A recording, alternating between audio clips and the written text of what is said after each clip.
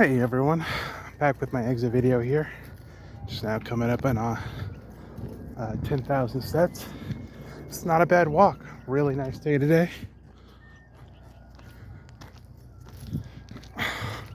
And yeah, it was a good walk. Right now, during this time in Virginia, it's not too hot. It's not exactly summer yet.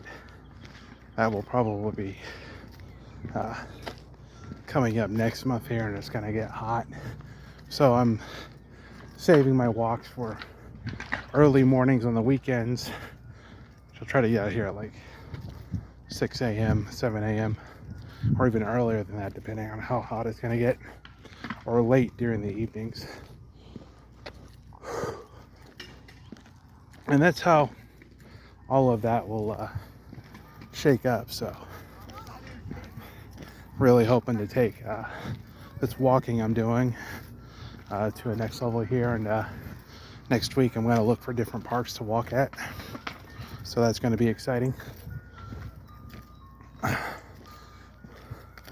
don't know of any parks like this in this area. I might go to Jamestown. So Jamestown is a historical park.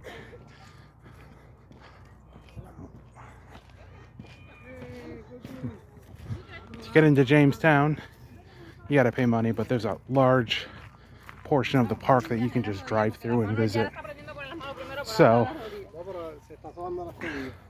it really is only a portion of the island is Jamestown. There are other smaller areas, other grave sites, other things you can go see and visit that don't cost anything. You can drive through, see everything, stop, see all the sights. And then I'll definitely be doing 10,000 steps in Hampton, of course. So Jamestown, I forget the name of the adjacent city, but it's a college town. I don't go there too often. Hampton, of course, and then a few other areas around here that are historic, to like go on the tours and stuff and to learn about it. It does cost a little bit of money, but you can just pay to get in, just walk around and do your own thing. So that's a good plan. There's a very nice historic roadway that runs from Jamestown, or at least adjacent to Jamestown, through this area, but there are no sidewalks.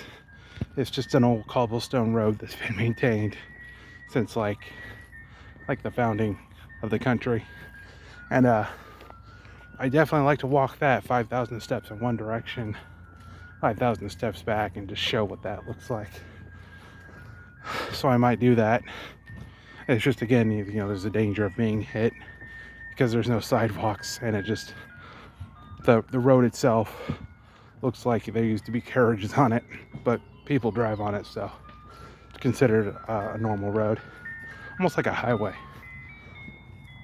We don't have any roads like that in Seattle, but South Seattle, Rainier. So if you lift up all the concrete and you remove it, below that, because I've seen it, is also cobblestone. So that road from Renton all the way going into South Seattle, that used to be a cobblestone road. Now it's just a normal road with cars driving on it. But below all that is a traditional cobblestone road that, because the weather hasn't touched it and it hasn't seen any real use, it's actually in really good condition. Now, a couple of years ago, there was a